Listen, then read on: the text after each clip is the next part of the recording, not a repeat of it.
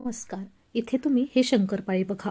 दिसायला अगदी खमंग, खुसखुशीत व खूप सारे पदर सुटलेले हे शंकरपाळी वरतून जेवढे खुसखुशीत दिसतात तेवढेच आतून देखील खूप असे खुसखुशीत आहेत. भरपूर पदर आतून देखील सुटलेले आहे.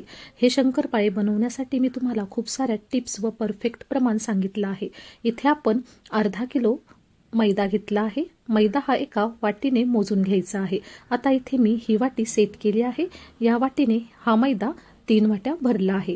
आता या ठिकाणी लक्षात ठेवा, प्रत्येक वेळेस मैदा हा घेताना कितीही किलो घ्या, तो 3 भागातच डिव्हाइड करून त्याला एखाद्या भांड्याने मोजून घ्या. म्हणजे असं भांडं सेट करा की ते 3 भांडे सारखा मैदा भरेल, म्हणजे तुमचं प्रमाण चुकणार नाही. आता इथे 3 वाट्या मैदा आहे, त्यासाठी इथे मी अर्धी वाटी साजूक तूप घेतला आहे. वजनी म्हणाल तर याचं वजन 125 ग्राम आहे. आता आपल्याला यानंतर एका भांड्यात इथे मी अर्धी वाटी दूध घेतलं आहे. हे दूध देखील 125 ml आहे. आता या दुधात आपल्याला अर्धी वाटी साखर घ्यायची आहे. साखर देखील 125 ग्रॅम इथे मी घेतली आहे. आता आपल्याला दुधात 125 ग्रॅम म्हणजेच अर्धी वाटी दुधात अर्धी वाटी साखर घालायची आहे व हलकंसं गरम करून आता दुधात साखर वितळेल इतपतच हे गरम करून घ्यायचं आहे. अशा पद्धतीने आपल्याला कंटिन्यू हलवत ही साखर जेवढी लवकर वितळेल तेवढे लवकर वितळून घ्यायची आहे. दुधाचं मिश्रण हे फक्त साखर वितळे इतपतच आपल्याला गरम करायचं आहे, उकळी काढून घ्यायची नाही. आता या ठिकाणी साखर ही चांगल्या प्रकारे दुधात आपली मिक्स झाली आहे. यानंतर आता हे मिश्रण पूर्णपणे थंड करायला ठेवून घेऊयात. त्यानंतर आता एका पॅनमध्ये आपण घेतलेलं अर्धी वाटी म्हणजेच 125 ग्रॅम आपण साजूक तूप ह्या भांड्यात काढून घेतलं आहे व याला आता कडकडीत आपल्याला गरम करून घ्यायचं आहे. आता हे तूप गरम करताना अगदी कडकडीत म्हणजे धूर निघेपर्यंत इथे मी गरम करून घेतलं आहे, म्हणजे मोहन हे छान बसतं. आता इथे आपण 3 वाट्या म्हणजेच 500 ग्राम जो मैदा घेतला होता त्यात आता हे पूर्ण मोहन घालून घेतलं आहे व अशा पद्धतीने चमच्याच्या साहाय्याने सुरुवातीला आपल्याला हे मोहन मैद्यात एकत्र करून घ्यायचं आहे. आता अशा पद्धतीने मोहन घातलं की शंकरपाळी अगदी खुसखुशीत तयार होतात. मैद्याला छान असं मोहन लागलं की मैदा हा हलका होतो व खुसखुशीत शंकरपाळी होण्यास मदत होते. आता मिश्रण हे थोडंसं कोमट झालं आहे. आता हाताच्या साहाय्याने आपण मैदा छान असा एकत्र करून घेऊयात. इथे बघू शकतात मैद्याची व तुपाची छान अशी मूठ बांधली गेली आहे, म्हणजे परफेक्ट असं मोहन आपलं झालं आहे. आता इकडे आपलं तयार केलेलं दूध व साखरेचं मिश्रण देखील थंड झालं आहे. आता अगदी थोडं थोडं मिश्रण घालून आपण हे छान असं पीठ मळून घेणार आहोत. अशा पद्धतीने अगदी थोडं थोडंच आपल्याला हे दूध व साखरेचं मिश्रण घालून पीठ मळून घ्यायचं आहे. आपण घेतलेलं प्रमाण हे अगदी परफेक्ट आहे. पूर्ण हे मिश्रण आपल्याला पीठ भिजवताना लागणार आहे, तरी देखील आपण अगदी काळजी म्हणून थोडं थोडं मिश्रण घालूनच पीठ मळून घेणार आहोत. इथे बघू शकतात आता पुन्हा एकदा आपण थोडंसं मिश्रण घातलं आहे व पीठ मळून घेतलं आहे. आता त्यानंतर राहिलेलं सर्वच मिश्रण यात मी घातलं आहे व आपल्याला छान असं याचा पिठाचा गोळा करून घ्यायचा आहे. आता शंकरपाळ्याचं पीठ मळताना फार जोर किंवा दाब देऊन मळू नका. अशा प्रकारे तुम्ही व्हिडिओत बघू शकतात अगदी हलक्या हाताने हे पीठ मळायचं आहे, म्हणजे खूप सारे पदर ह्या शंकरपाळ्याचे सुटली जातात.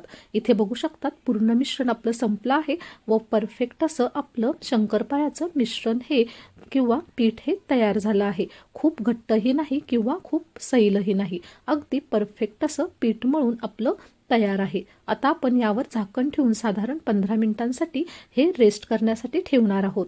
15 मिनिटांनंतर तुम्ही बघू शकतात मैदा छान फुलला आहे व पीठ अगदी थोडंसं घट्ट देखील झालं आहे. आता पिठात आतून बघू शकतात अगदी छान असे भरपूर पदर या पिठाला आतून देखील सुटले आहे, म्हणजे परफेक्ट असं शंकरपाळ्याचं पीठ तयार झालं आहे.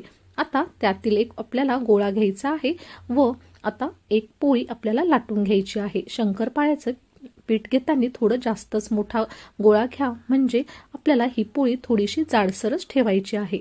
अशा पद्धतीने आता आपण एक जाडसर पोळी लाटून घेणार आहोत. त्यानंतर आता तयार झालेली ही पोळी आपण अशा पद्धतीने फोल्ड करून घेणार आहोत.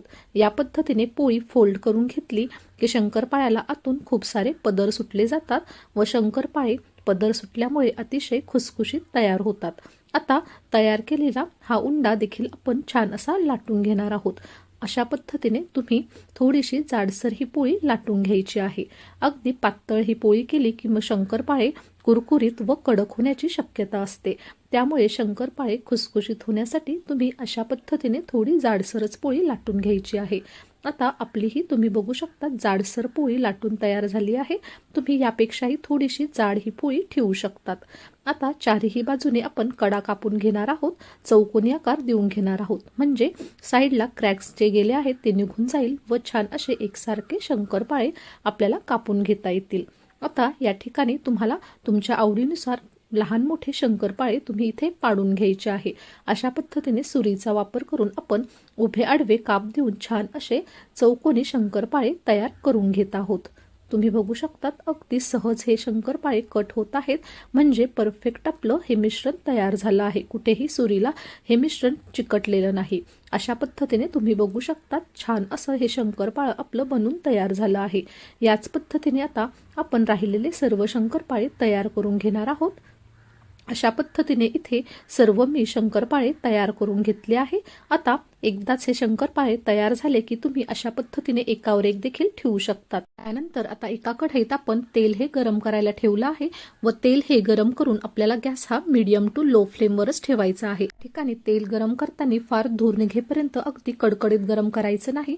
आपल्याला तेल हे थोडंसं गरम झालं म्हणजे शंकरपाळे तेलात टाकले की हलकेसे बुडबुडे आले पाहिजे। तुम्ही व्हिडिओत बघू शकता त्या पद्धतीनेच गरम करून घ्यायचं आहे। जर खूप जास्त तेल गरम करून घेतलं तर शंकरपाळे तेलात टाकताच अगदी लाल होतील व मग शंकरपाळे वरतून लाल होतील व आतून कच्चे राहतील व त्यामुळे शंकरपाळे खुसखुशीत तयार होणार नाही। त्यामुळे तेलाचं टेम्परेचर हे योग्य ठेवा। अशा पद्धतीने तुम्ही बघू शकता साधारण मिनिटभरानंतर आपल्याला शंकरपाळे हे सतत हलवत राहायचे आहे, म्हणजे शंकरपाळे तळताना छान असा एकसारखा रंग येतो व सर्व बाजूने शंकरपाळे छान असे तळले जातात। इथे बघू शकतात अगदी छान असा गुलाबी रंग आला आहे व शंकरपाळ्याला छान अशी पदर देखील सुटले आहेत। अतिशय खुसखुशीत खमंग असे हे शंकरपाळे दिसत आहेत। आता याच पद्धतीने आपण राहिलेले सर्व शंकरपाळे देखील छान असे मीडियम टू लो फ्लेमवर शंकरपाळे तळून घेणार आहोत। अशा पद्धतीने आपले या ठिकाणी भरपूर पदर सुटलेले हे शंकरपाळे तळून तयार झाले आहेत। तुम्ही शंकरपाळ्यांचा आवाज ऐकू शकतात, अतिशय खमंग खुसखुशीत हे शंकरपाळे तयार झाले आहेत। भरपूर असे पदर देखील सुटलेले आहेत। वरतून जेवढे खुसखुशीत दिसत आहेत तेवढे आतून देखील खुसखुशीत झाले आहे। अशा पद्धतीने तुम्ही बघू शकतात वरतून लेअर पडलेले आहेत, त्याचप्रमाणे मधून देखील भरपूर असे लेअर्स याला दिसत आहेत। अशा पद्धतीने तुम्ही देखील हे शंकरपाळे नक्की करून बघा। जर तुम्हाला आजची ही रेसिपी आवडली असेल तर जास्तीत जास्त तुमच्या मित्रमैत्रिणींसोबत शेअर करा। असेच नवनवीन व पारंपरिक व्हिडिओ पाहण्यासाठी चॅनलला नक्की सबस्क्राईब करा। पुन्हा भेटूया अशा छानशा एका व्हिडिओ सोबत। तोपर्यंत धन्यवाद।